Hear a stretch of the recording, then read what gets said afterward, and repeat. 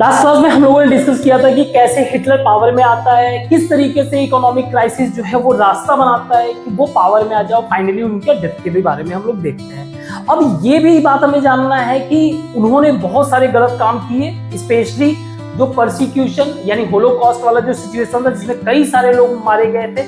उन बातों को समझने के लिए ये समझना जरूरी है कि उस व्यक्ति का विचारधारा क्या था। तो आज का हमारा टॉपिक है Nazis world view. So good morning बच्चा पार्टी, आई होप कि आप पढ़ाई को एंजॉय कर रहे हो, है ना। नाजीज वर्ल्ड व्यू यानी एक तरीके से हम बात कर रहे हैं आइडियोलॉजी के बारे में। आइडियोलॉजी का मतलब होता है विचारधारा।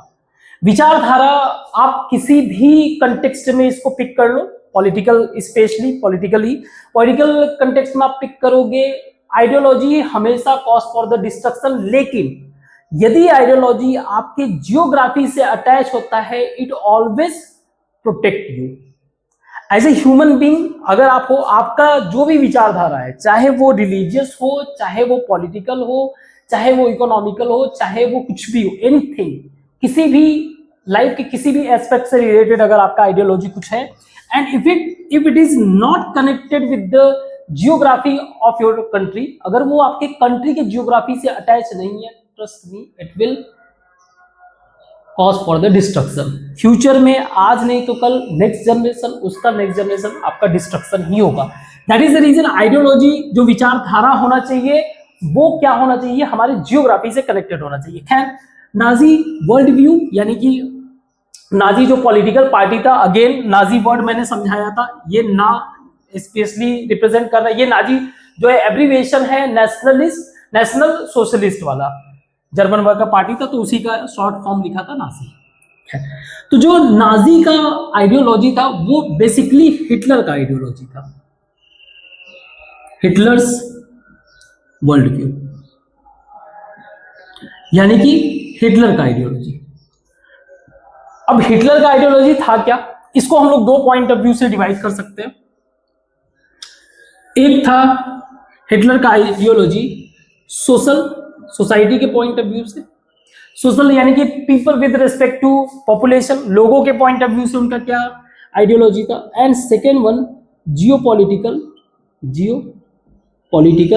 यानी कि फॉरेन पॉलिसी को लेकर या फॉरेन रिलेशन को लेकर क्या था। सोशल ये इंपॉर्टेंट है। सोसाइटी के पॉइंट ऑफ व्यू से क्या हिटलर क्या सोचते थे, हिटलर क्या सोचता था कि इस दुनिया में देयर इज नो इक्वलिटी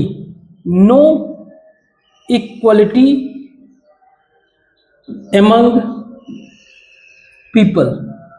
लोगों में किसी भी तरीके का इक्वलिटी नहीं होता है, ठीक है, लोगों में इक्वलिटी नहीं होता, rather there is hierarchy of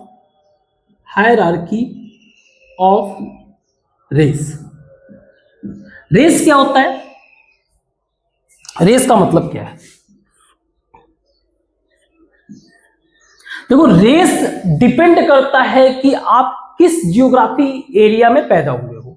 जैसे एग्जांपल के लिए अगर आप एक पहाड़ी एरिया में पैदा होते हो, ठीक है, तो मे भी आप हिंदू हो, मुस्लिम हो या कोई भी कास्ट हो या रिलीजन आपका कोई भी हो, लेकिन आपका जो अपीयरेंस होगा वो समथिंग डिफरेंट होगा। आपका जो कह सकते हो जो बॉडी स्ट्रक्चर होगा, अपीयरेंस, तो इंटरनल बॉडी स्ट्रक्चर वो भी डिफरेंट होगा। जैसे आपने सुना होगा कि पहाड़ी एरियाज में लोग जो है पहाड़ों पे बहुत इजी वे से अपना चढ़ बढ़ जाते हैं, हम आप अगर जाएंगे तो वहां पे बहुत ही थोड़ी ही देर में थकने लगेंगे, मतलब टायर्डनेस फील होने लगेगा।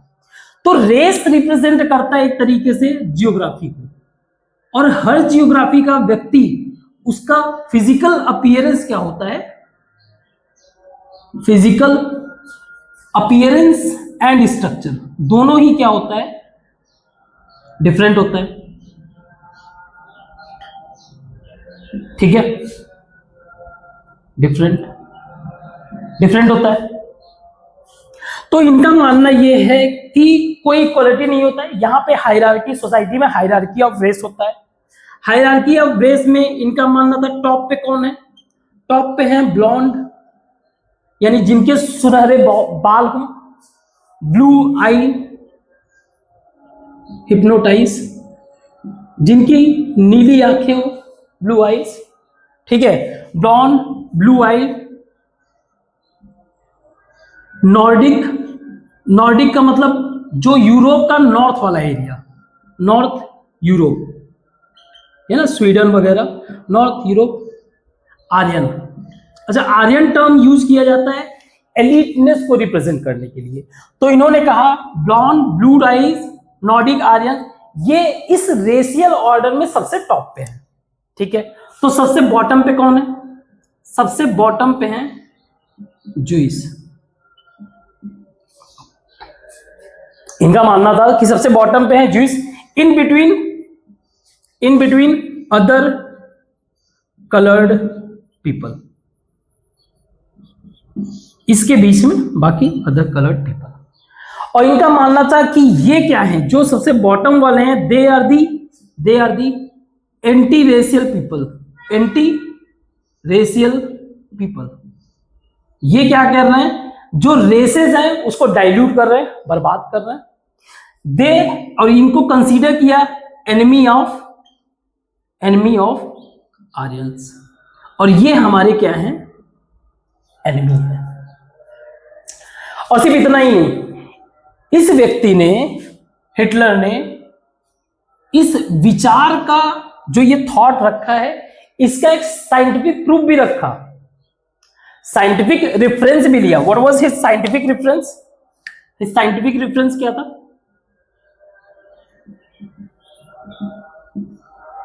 ऐसे हवा में बात नहीं कह रहा था, साइंटिफिक रेफरेंस क्या था इनका?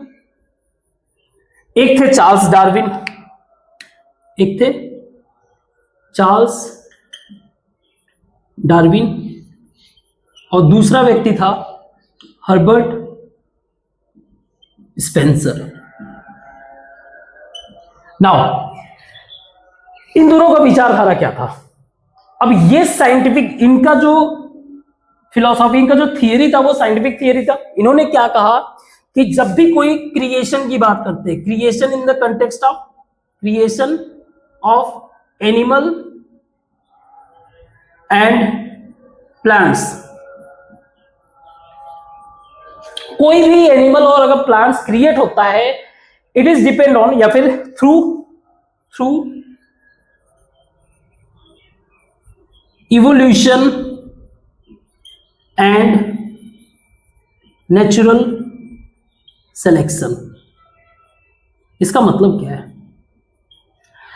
जैसे जैसे टाइम बीतता है, वैसे वैसे एनिमल चाहे प्लांट, इन सब में इवॉल्व मतलब बदलाव आता है, ठीक है, चेंज आता है। और फिर जो नेचुरल पॉइंट ऑफ व्यू से सरवाइव कर सकते हैं, वही क्या करते हैं, आगे बढ़ते हैं, उनका रेस कंटिन्यू रहता है। हर्बर्ट स्पेंसर ने इनमें क्या ऐड किया? Later added the idea of survival of fittest. Means इस इवोल्यूशन और नेचुरल सिलेक्शन में सरवाइव वही कर रहा है जो फिट है। ये उस टाइम पे थियरी दिए गए थे। इन्हीं थियरी का रेफरेंस लेकर क्या किया, हिटलर ने जो है इस थियरी का रेफरेंस लेकर अपने विचारधारा को जस्टिफाई किया कि देखो साइंटिफिक पॉइंट ऑफ व्यू से यही बातें कही जा रही है ना। और इनके हिसाब से जो नॉर्डिक आर्यंस हैं, ये क्या है, सबसे सुपीरियर रेस है, सुपीरियर रेस है, they are the superior race इनके थियरी के हिसाब से, है ना। ये क्या है, सुपीरियर रेस है, and it's our duty to retain its purity, retain its purity. इनकी प्योरिटी को रिटेन करो, वापस से इनको पूरा प्योर करो। अब प्योर कैसे कर सकते हो भाई? प्योर ऐसे ही करोगे ना जब सेग्रीगेट करोगे, अलग करोगे। प्योर करो, साथ में स्ट्रांग बनाओ इनको। क्यों स्ट्रांग बनाना है? टू डोमिनेट दी वर्ल्ड, ताकि ये क्या करे, पूरे वर्ल्ड को डोमिनेट करे। आप समझ लो ये कहां से आ रहा है आइडिया। आगे चल के हिटलर की इसी व्यू के पॉइंट ऑफ व्यू से हर एक जगह जहां जहां पॉसिबल रहेगा, ये बाकी सारे अलग रेस को जो है ज्यूइश से अलग, आर्यन से अलग करने की कोशिश करेंगे, जर्मन से अलग करने की कोशिश करेंगे, इस चीज को अचीव करने के लिए, फिटेस्ट सुपीरियर रेस यानी प्योरिटी को अचीव करने के लिए। तो ये कर क्या रहे हैं, ये सारा चीज मेंटेन किसके द्वारा हो रहा है, एक थर्ड पर्सन के द्वारा, एक व्यक्ति के द्वारा। इनके थियरी में कहीं से भी they never talk about human intervention यानी ह्यूमन इंटरफेरेंस का तो कोई मतलब ही नहीं है। लेकिन इनका थियरी यहीं पे गलत हो जाता है ना, कि ये तो तुम जबरदस्ती कर रहे हो ना, वो नेचुरली कहां इवॉल्व हो रहा है। ठीक है, तो ये इनका सोशल एस्पेक्ट है। इनका आउटकम हम देखेंगे। एक आइडियोलॉजी बहुत खतरनाक चीज होता है ना, तो लेवल ऑफ डिस्ट्रक्शन आप समझ लो। आपको लगता है कि किसी भी कंट्री को, मतलब जो इंटरनेशनल पॉलिटिक्स में चलता है, आपको लगेगा कि किसी कंट्री को डिस्ट्रॉय करना, अगर अदर कंट्री चाहती है, वो 2-4 साल 10 साल का प्लान बनाता है, नहीं। They always plan for the almost minimum 25 years, maximum goes जहां तक जा सकता है। क्योंकि किसी भी कंट्री को डिस्ट्रॉय करने का सबसे बेस्ट तरीका होता है उसके यूथ जनरेशन को डिस्ट्रॉय करना। और यूथ जनरेशन को डिस्ट्रॉय कैसे किया जाएगा, जब आपके माइंड में, जब आपको एजुकेट किया जाता है, आपके माइंड में वो रेफरेंस सेट किया जाता है on which basis later in life you जज पीपल। आप जज करते हो, नॉट ओनली जज, अकॉर्डिंगली यू एक्ट, आप उसके हिसाब से एक्ट भी करते हो। तो जैसे मैं इसका एक एग्जांपल देता हूं, इनकी थियरी का इस्तेमाल करके जो नए नए यंग जनरेशन आ रहे थे उनको एजुकेट किया जा रहा था इसी पॉइंट ऑफ व्यू से। अब सोचो इनका लेवल ऑफ हेट इतना बढ़ गया था ज्यूइश के प्रति कि एक छोटी सी बच्ची भी अगर ये लोग देख ले किसी और घर में, तो वहां पे जाके मार्क करके आते थे, ये शो करने के लिए कि इस घर में एक ज्यूइश बच्ची है, आके इनको मारो। So the level of hate you can imagine. That is the reason आप अगर देखोगे हमारे कंट्री में भी इंटरनेशनल पॉलिटिक्स के पॉइंट ऑफ व्यू से क्या करते हैं, आपके कंट्री में ऐसे लोगों को फेम अचीव कराया जाता है जो बातें निगेटिव करे। अगर उसका एजुकेशन, उस व्यक्ति के एजुकेशन पॉइंट ऑफ व्यू पे जाओगे तो आपको पता चलेगा वो जीरो है, चाहे वो कोई चाय वाला हो चाहे जो भी हो, आप देख लेना। ठीक है, उस व्यक्ति का एजुकेशन पॉइंट ऑफ व्यू से वो जीरो है, आपको इन्फ्लुएंस करवाएगा। बहुत सारे ऐसे लोग डायलॉग भी उसमें ऐड करते हैं ना कि देखो तुम्हारे डिग्री पे ये व्हाटएवर, तो आपको ये रियलाइज कराएगा कि एजुकेशन का कोई वैल्यू नहीं है। और जब आप सर्टेन एज पे आओगे तब आपसे डिस्ट्रक्शन वाला काम कराएगा। जैसे चाहे बांग्लादेश का प्रोटेस्ट हो गया, चाहे नेपाल का प्रोटेस्ट हो गया, चाहे अदर कोई भी प्रोटेस्ट कर लो, आपको ही आपके कंट्री के खिलाफ खड़े करते हैं। तो इतना खतरनाक है। अभी हम लोग देखेंगे इसका लेवल ऑफ डिस्ट्रक्शन, हम लोग देखेंगे कितना ज्यादा डेंजरस है। खैर, जियोपॉलिटिकल एस्पेक्ट में इनकी क्या सोच थी, एक तो हमने सोशल एस्पेक्ट में हमने देख लिया, उसका साइंटिफिक रेफरेंस भी हमने देख लिया। जियोपॉलिटिकल में ये बिलीव करते थे on the concept of Lebensraum. Again spelling आप लोग देख लेना। लेवेनस्ट्रॉम का मतलब होता है लिविंग स्पेस। इसका मतलब क्या है, इसका मतलब यह है, ध्यान से समझना, इसका मतलब ये है इनके पॉइंट ऑफ व्यू से हमें ज्यादा से ज्यादा एरिया को क्या करना चाहिए, कॉन्कर्ड मोर टेरिटरी, ज्यादा से ज्यादा एरिया को क्या करो, कैप्चर करो। पहला चीज, अगर आप ज्यादा एरिया कैप्चर करते हो, इससे आपका मदरलैंड फैलेगा, स्प्रेड करेगा, पहला चीज। फिर वहां पे सेटल करो, there settlement of your people. जैसे अगर मान लो कोई व्यक्ति जर्मन व्यक्ति है, आपने किसी एरिया को कैप्चर किया, वहां पे जाके जर्मन व्यक्ति को वहां पे सेटल किया. So these people, your people, they always have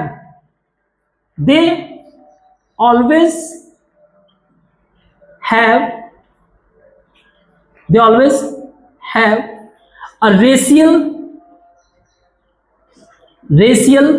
connection with mainland. और ये कंसेप्ट बहुत खतरनाक है. आपको लगेगा कि जो है ये सिर्फ थियरी में, भाई इसका इस्तेमाल किया जाता है. आपको आइडियोलॉजिकल पॉइंट ऑफ व्यू से जो आपकी विचार है वो किसी और कहीं और से अटैच हो रहा है और आप जेन्युइनली हो कहीं और पे, तो आप कभी भी इस कंट्री से, जिस कंट्री में आप रहते हो उस कंट्री से कभी अटैच हो नहीं पाओगे. और अगर उस कंट्री से अटैच नहीं हो पाओगे तो फिर क्या करोगे? प्रेजेंट टाइम में इटली में प्रोटेस्ट चल रहा है. किस बात के लिए? कि उन्होंने जो है पैलेस्टाइन को रिकॉग्नाइज करने से मना कर दिया. सो पीपल, सपोज ये कंट्री है, ये हमारा मान लो एक लैंड है. पीपल, कोई एक व्यक्ति है, उसकी विचारधारा एक हवा में है. तो आप सोच के देखो, इसको तो कहीं पे भी घुमा सकते हैं ना.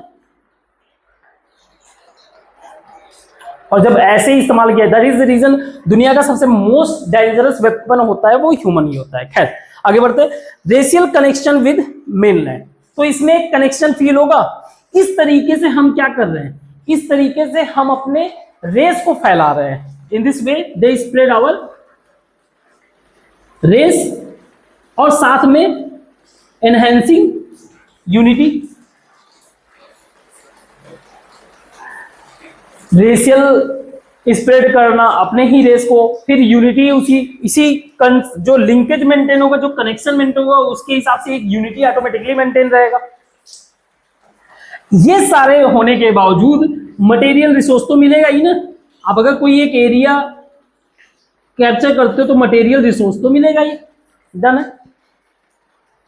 सो I think you got the idea of Hitler and that's what the idea of Nazi. ठीक है, दैट्स ओके, यहां तक सही है. इसी आइडियोलॉजी के बेसिस पे इन्होंने किस पे अटैक किया? दे अटैक्ड ऑन पोलैंड. और पोलैंड के यहां पे एक तरीके से इन्होंने लेबोरेटरी बनाई, यानी इस विचार को, जो इनका थॉट है, इसको क्या करेंगे? इंप्लीमेंट करेंगे, देखेंगे कि इसका रिजल्ट क्या होता है. ठीक है, तो यही खैर कॉज भी था सेकेंड वर्ल्ड वॉर का, उसे हमें पता ही है. बट ये आपको पता चल गया ना कि किस पॉइंट ऑफ व्यू से ये आगे मूव कर रहे हैं. तो इसको मिटाते हैं और आगे डिस्कस करते हैं. तो हम लोगों ने हिटलर के आइडियोलॉजी को समझ लिया. अब हम लोग देखते हैं कि जब वो पावर में आया तो क्या किया. टॉपिक है हमारा establishment of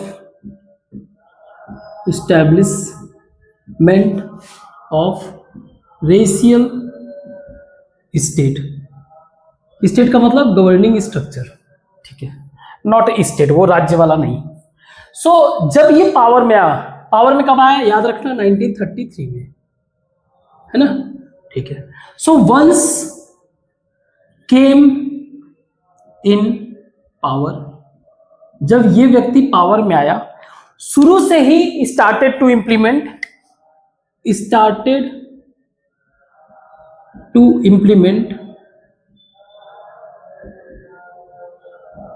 इसका ड्रीम प्रोजेक्ट. क्या था ड्रीम प्रोजेक्ट? ड्रीम क्या था? टू क्रिएट एन एक्सक्लूसिव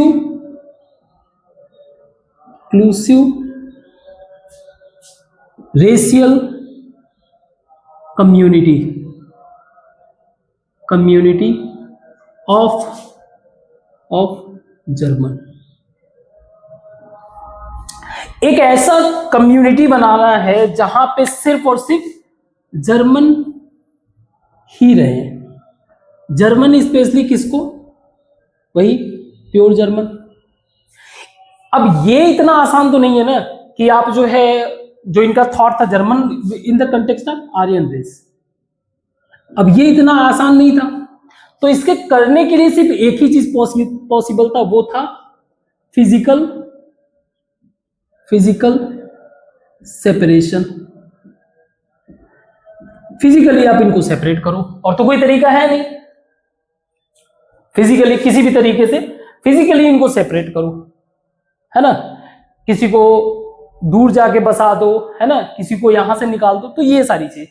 इसके लिए इन्होंने क्या किया, इन्होंने सोसाइटी को अगेन 2 पॉइंट ऑफ व्यू से डिवाइड कर दिया। What he did, physical separation के लिए और उस रेशियल सोसाइटी को, रेशियल कम्युनिटी को बिल्ड करने के लिए इन्होंने क्या किया, सोसाइटी को 2 पार्ट में डिवाइड किया। एक थे डिजायरेबल और दूसरे थे अनडिजायरेबल, अनडिजायरेबल, और इन्हीं अनडिजायरेबल को क्या करना है, डिजायरेबल से अलग करना है। तो डिजायरेबल कौन थे, डिजायरेबल ये किसको कंसीडर करते थे, जो प्योर हेल्दी नॉर्डिक आर्यन, सिर्फ इनको क्या मानते थे, ये प्योर, बाकी सारे के सारे इम्प्योर या अनडिजायरेबल। अब अनडिजायरेबल में कौन आ जाएंगे, सबसे ऊपर तो ज्यूस ही आएंगे, सबसे ज्यादा तो हेट इन्हीं से करते थे, Jews, black people, Russian, Poles जो पोलैंड में रहने वाले हैं, इसके अलावा एक्सेट्रा, ऐसे कई सारे, और वो भी जो इम्प्योर एबनॉर्मल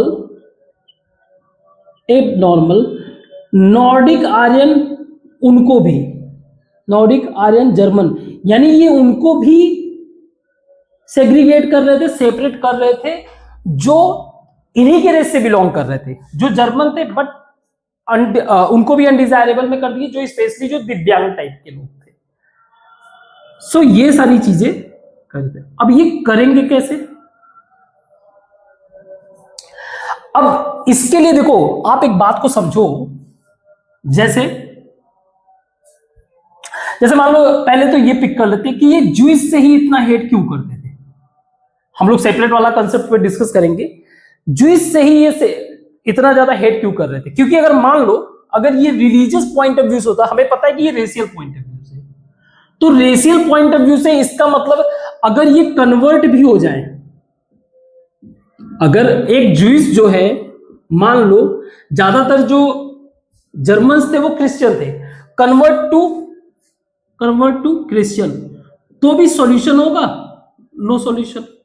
रीजन आप समझो, रीजन ये है कि इनका हेट जो था वो फिजिकल अपीयरेंस के पॉइंट ऑफ व्यू से, रेशियल रिप्रेजेंट करता है फिजिकल अपीयरेंस, तो रिलीजन से तो कोई मतलब ही नहीं था।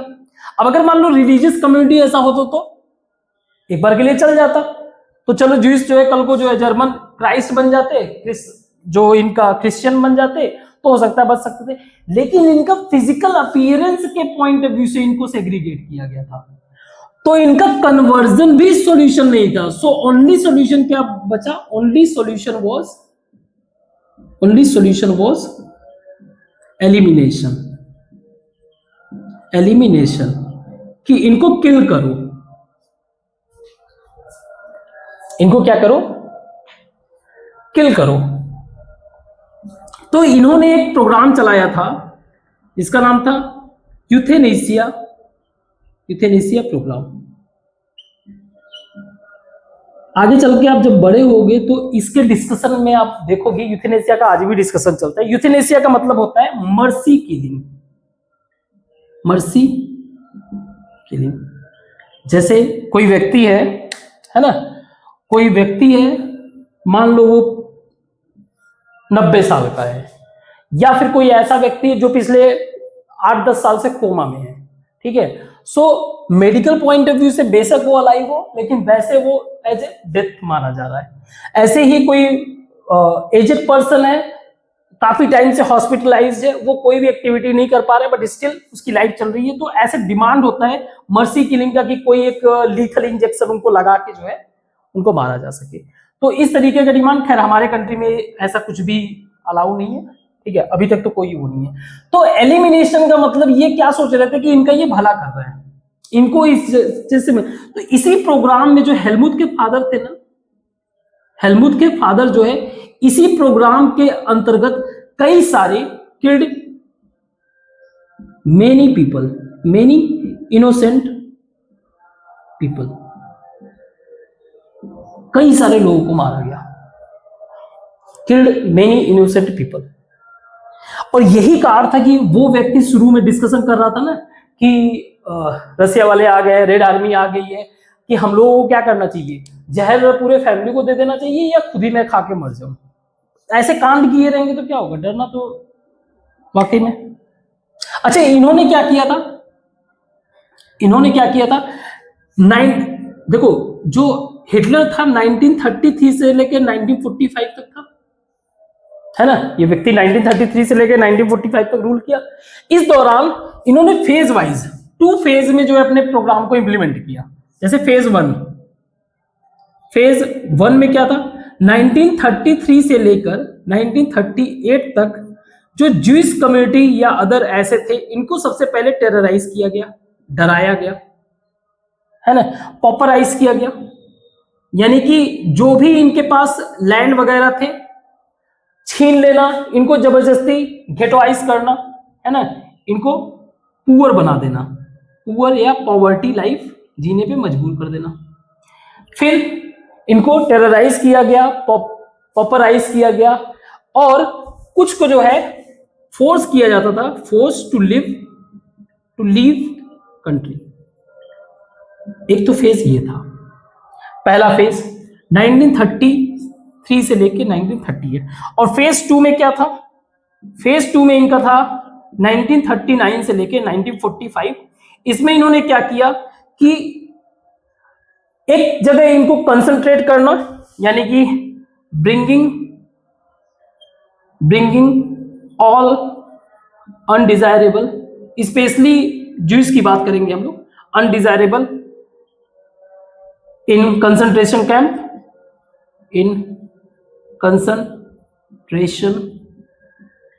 कैंप, और वहां पर ये क्या कर रहे थे, मास किलिंग कर रहे थे, mass killing through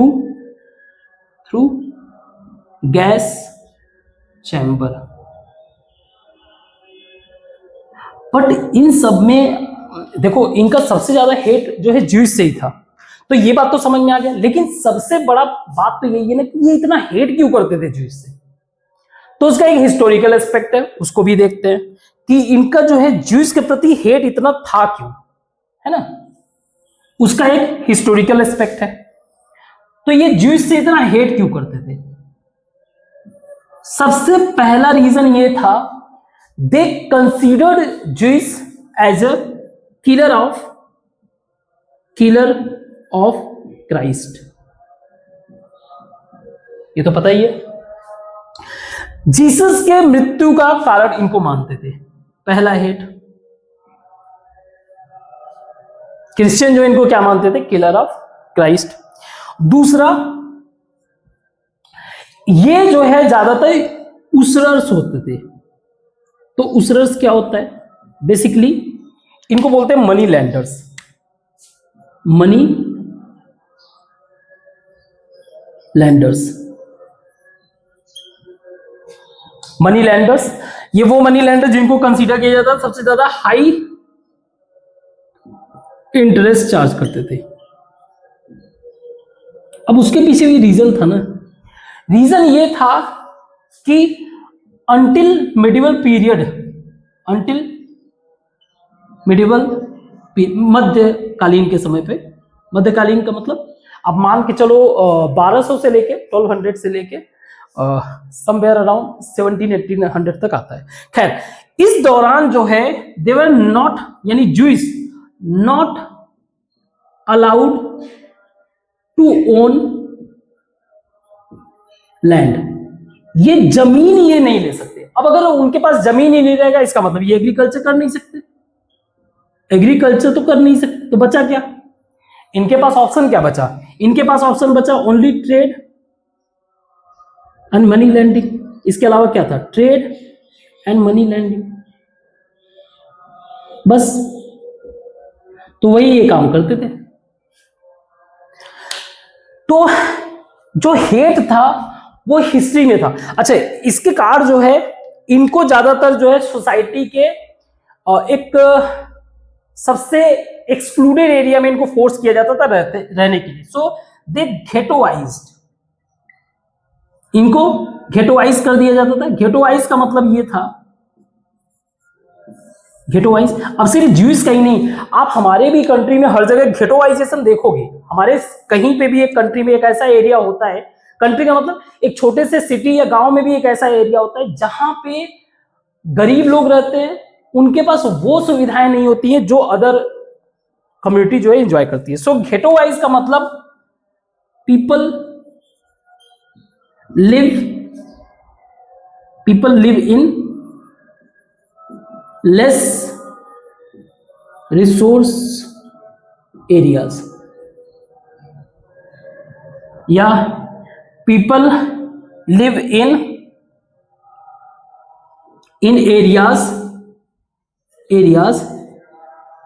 areas which are lack in basic resources।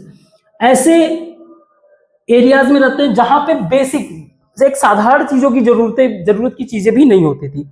Second बात, ज्यादातर ये माइनॉरिटी ही होते हैं, पुअर होते हैं, इस तरीके के लोग। तो इनको क्या किया जाता था, फोर्स किया जाता था। दे फ्रीक्वेंटली फेस वायलेंस, जो बड़े बड़े लोग होते थे पैसे वाले, वो वायलेंस करते थे इनके ऊपर, एंड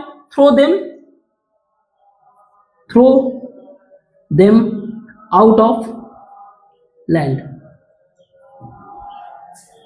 तो इसी के पॉइंट ऑफ व्यू से इस व्यक्ति ने, हिटलर ने किया क्या, अपने विचारों को इंप्लीमेंट करने की कोशिश किया।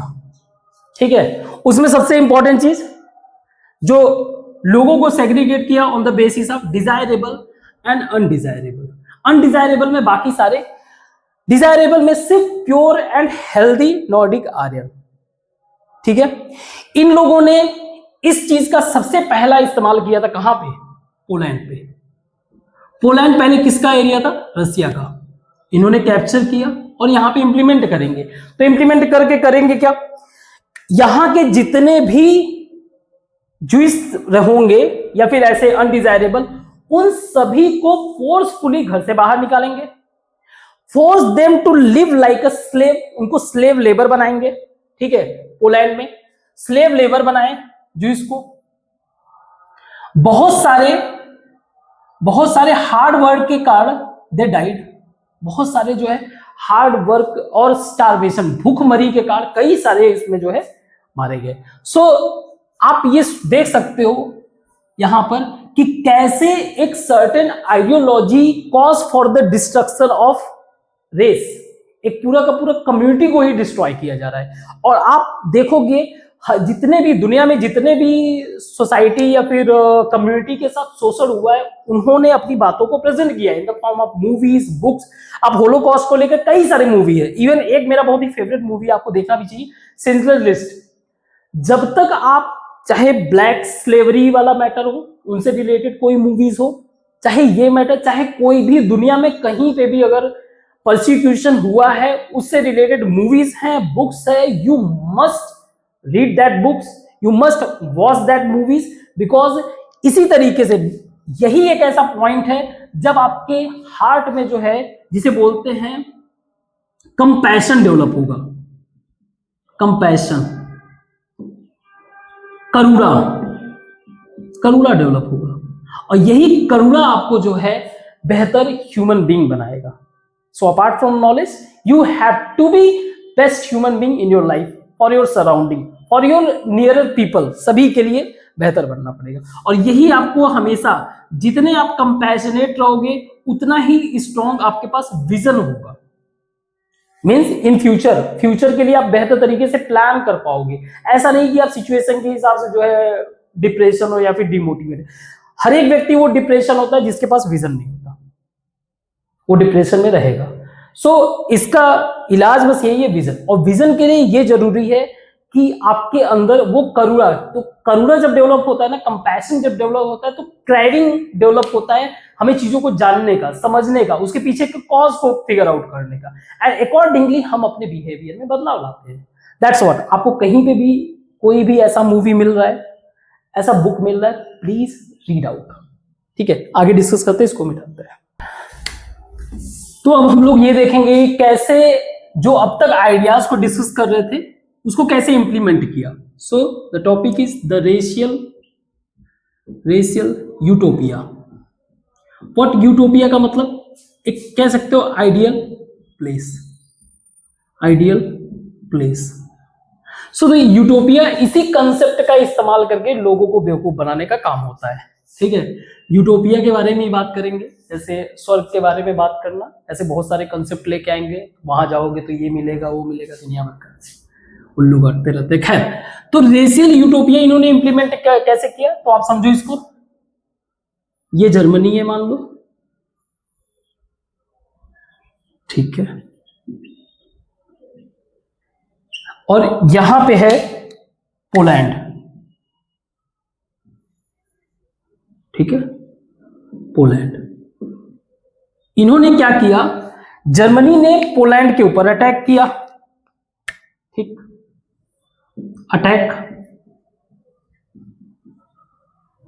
अटैक किया। अब अटैक करने के बाद जो ये नॉर्थ यानी कि ये वाला एरिया, नॉर्थ वेस्ट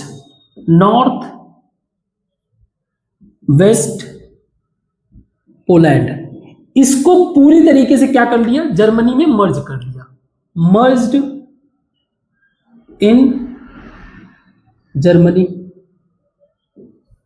ठीक है, इसको पूरी तरीके से जर्मनी में मर्ज कर लिया। तो अब मान लो एक बार के लिए जर्मनी इतना बड़ा हो गया, ठीक है, ब्लू से ही कर देते हैं, ठीक। अब जर्मनी इतना बड़ा हो गया, तो यहां पे जो पोलिश लोग थे, पोल्स पीपल, इनको फोर्स किया गया, Poles people forced to migrate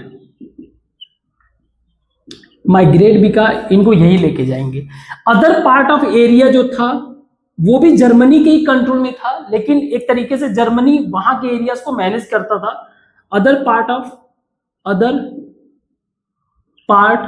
of Poland controlled by Germany के द्वारा ही कंट्रोल किया जाता था। और ऐसे एरिया जो है कंट्रोल होते थे जनरल गवर्नमेंट के द्वारा। यहां पे जो गवर्नमेंट होता है उसको बोला जाता था जनरल गवर्नमेंट, ठीक। और ये किसको मैनेज करते थे, तो मैं बोलता हूं, मेरी स्पेलिंग बहुत मिस्टेक हो जाती है। ये किसको मैनेज करते थे, दे मैनेज अनडिजायरेबल। यहां से लोगों को जानवरों की तरह ठूस कर गाड़ियों में अदर पार्ट ऑफ एरिया में भेजा गया। Means they force to live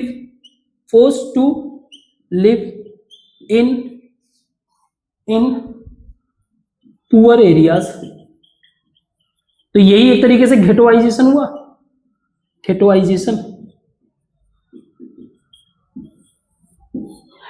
तो ये ना सिर्फ क्या क्या मैनेज करते थे, दे मैनेज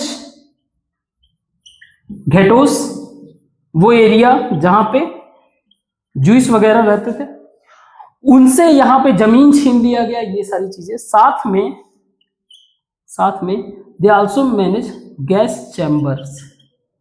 हम लोग कहां की बात कर रहे हैं, पोलैंड की बात कर रहे हैं। और ये जो जनरल गवर्नमेंट है वो कहीं पे भी हो, मान लो इधर कहीं पे भी जनरल गवर्नमेंट। अब मैं ये कंसेप्ट हम लोग जो डिस्कस कर रहे हैं ये क्या है, जर्मनी वालों ने किया क्या, यहां से सबको खाली करा दिया और यहां पे जर्मन्स को बसाने लगे। What they did in German extended, जो बढ़ाया गया एक्सटेंडेड एरिया इन पोलैंड, मतलब यहां पे जर्मन का डायरेक्ट कंट्रोल था। यहां पर दे सेटल्ड जर्मन पीपल, वो भी कौन से वाले, वही प्योर हेल्दी वाले रेस, प्योर हेल्दी रेस वाले क्या चाहते थे इस जगह पे, ये जो है जो अभी तक सोच चल रहा है ना, एक ऐसा रेशियल कम्युनिटी बिल्ड करना, उस चीज को एस्टैब्लिश करना चाहते थे। इवन मैंने कहा हम लोग ये clear cut racial point of view से, यानी फिजिकल अपीयरेंस के पॉइंट ऑफ व्यू से डिस्कशन हो रहा है, कोई रिलीजन से नहीं डिस्कशन हो रहा है। तो इवन जो पोलिस चिल्ड्रन थे, पोलिस चिल्ड्रन जो थे, अगर दे अपीयर लाइक आर्यंस, तो इनको जो है दे दिया जाता था, they hand over to orphan, sorry they hand over to German family, ताकि उसको एज ए क्या करे, एज ए आर्यंस उसको जो है पाले पोसे बड़ा हो उस तरीके से। और अगर मान लो कोई, जैसे इन सब चीजों को कौन चेक करता था, कोई एक्सपर्ट होता था, एक्सपर्ट मतलब रेशियल एक्सपर्ट। अगर कोई बच्चा फेल हो जाता था तो उनको कहां भेज देते थे, ऑर्फनेज में, और ज्यादातर ऑर्फनेज में बच्चे क्या हो जाते थे, राइट, ठीक है। तो ये चीज इंप्लीमेंट करने की कोशिश किया। देखो ये इस टाइम पर क्या कर रहे थे, इस टाइम पर मास किलिंग कर रहे थे, और ये चल कब रहा था, ये बात है ड्यूरिंग वर्ल्ड वॉर टू। अब मास किलिंग का मतलब जेनोसाइड, इनको लगता था जेनोसाइड होना, या चाहे वर्ल्ड वॉर चल रहा है, वॉर में लोगों का डेथ होना एक ही बात है, they considered as a same point, है ना, लोगों का मरना जेनोसाइड में इनको लगा कि एक ही बात है। इनको यह भी पता था कि जिन लोगों को हम लोग यहां पे ट्रांसफर कर रहे हैं जानवरों की तरह गाड़ियों में ठुसकर, means like transfer them like cattle herd, जानवरों की झुंड की तरह ठूस कर इनको ले जाते थे, गैटोस में छोड़ देते थे। अब इनको ये भी डर था ना कि कल को इनमें से कोई भी क्या कर सकता है, रिवोल्ट कर सकता है। That is the reason what they did, first they killed intellectuals,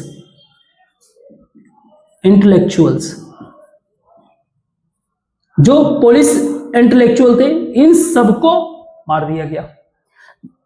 बाकी सारे अपने आप जो है क्या हो गए, इनके पास कोई ऑप्शन ही नहीं था, तो ये एज ए स्लेव वर्क करते थे।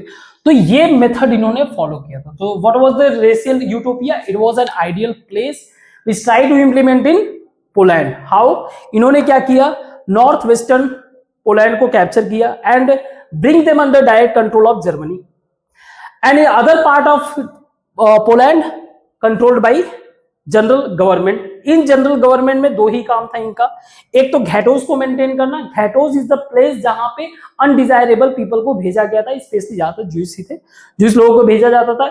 यहाँ पे घैटोस वो एरिया होता है जहां पे किसी भी तरीके का रिसोर्स बेहतर नहीं होता है, बहुत ही ज्यादा पुअर एरियाज होता है, पुअर कंडीशन में इनको जीना पड़ता है। और ये also maintain the gas chamber. Gas chamber में होता क्या था, लोगों का मास किलिंग होता था, mass killing. I hope you get my point.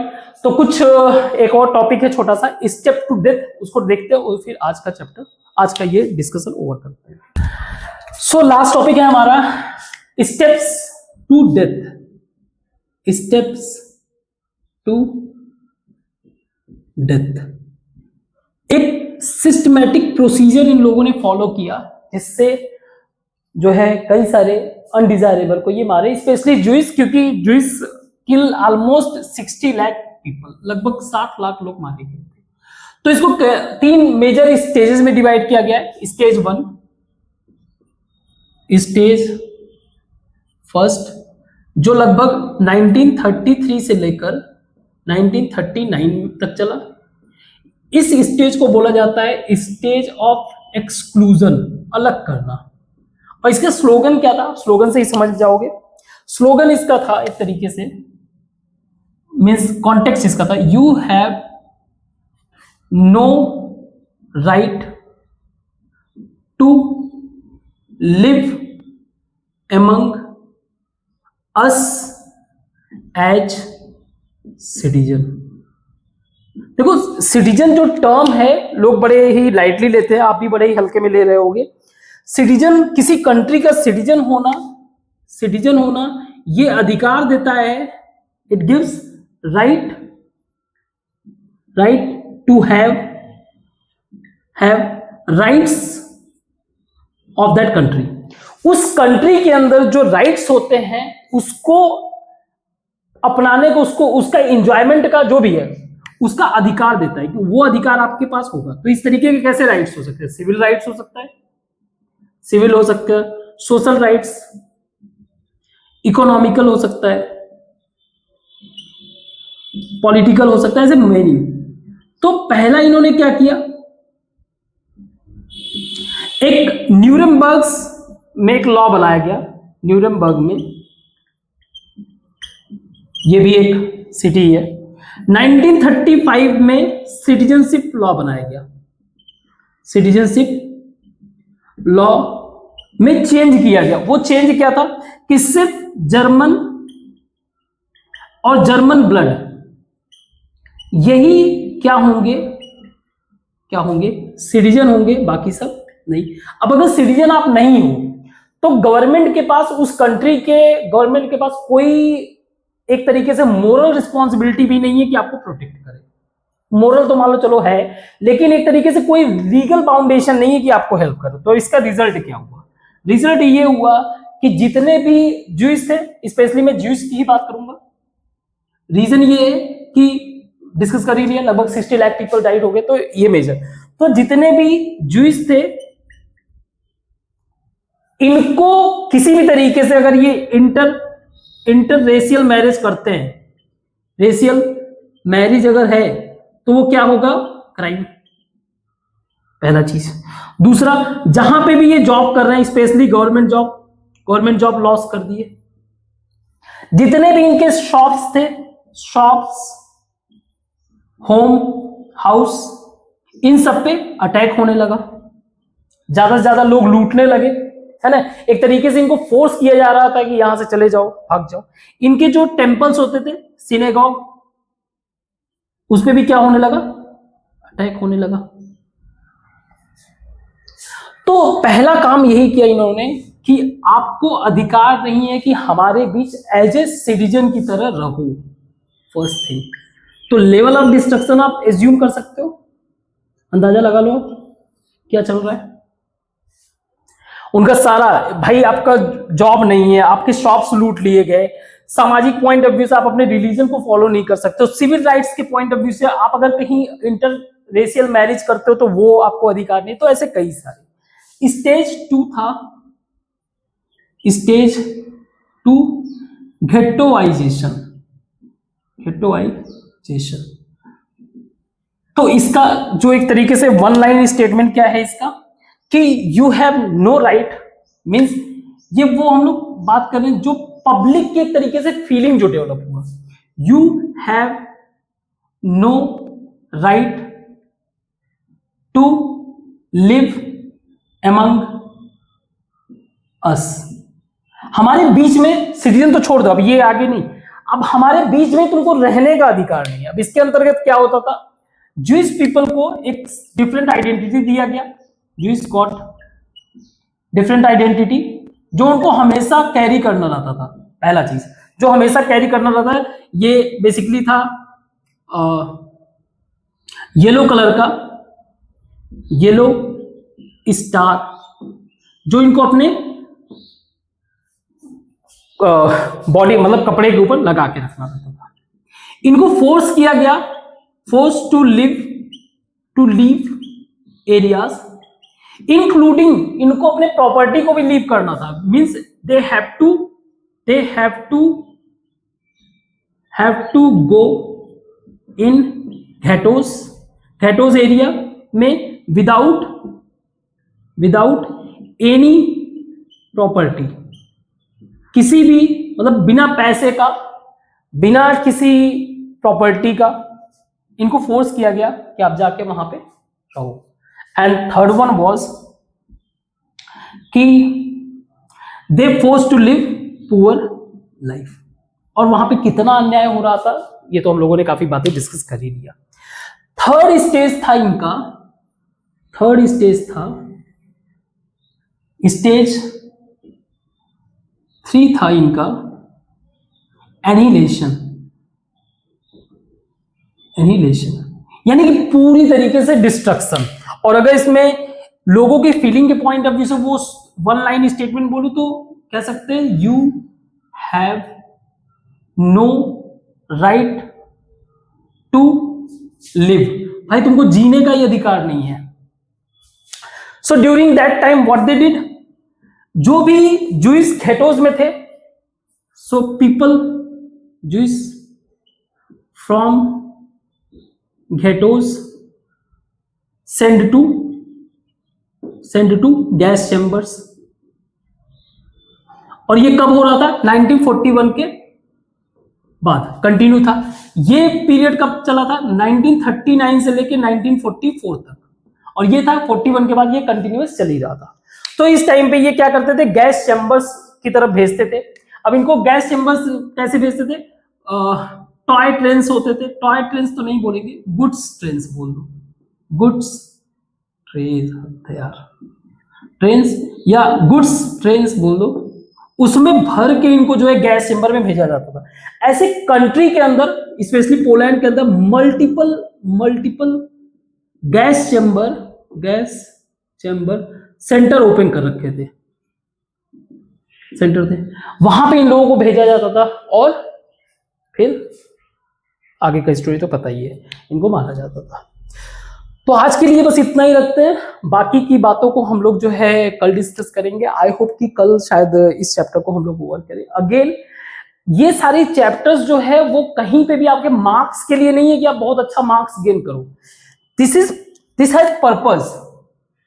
The chapters या जो भी आप सोशल साइंस के सब्जेक्ट को डील करते हो, they have certain purpose like to inculcate humanity in you. Again जब तक आपके अंदर ह्यूमैनिटी नहीं आएगा तब तक आप, ट्रस्ट मी, आप एम्स के डॉक्टर बन जाओ तो भी खत्म हो, आप बकवासी हो। आप सबसे बेस्ट कोई आईआईटी मुंबई चाहे बेंगलोर से इंजीनियरिंग करके, चाहे आप लंदन में जॉब करो, चाहे कहीं पे भी जॉब करो, तब भी आप करना, क्योंकि आप ह्यूमैनिटी के पॉइंट ऑफ व्यू से चीजों को समझे।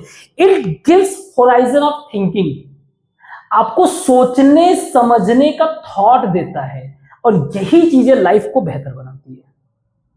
सो I always said to my students, हमेशा यही बात कहता हूं, social science subject will help you to build your intellect.